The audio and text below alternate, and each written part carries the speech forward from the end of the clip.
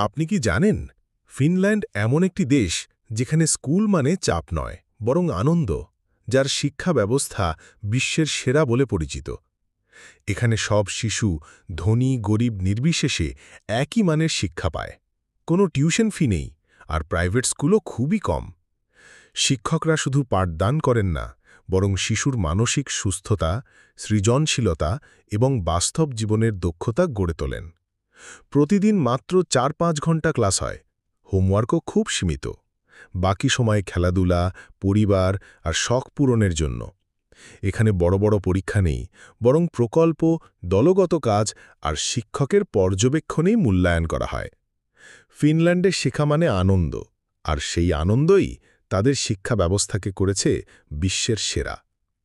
আমরা যদি চাই, আমরাও আমাদের শিক্ষা ব্যবস্থা এমন আনন্দময়, সমতাভিত্তিক ও সৃজনশীল করতে পারি। কারণ শিক্ষা শুধু বইয়ের মধ্যে নয়, জীবন গড়ার মধ্যেও লুকিয়ে আছে।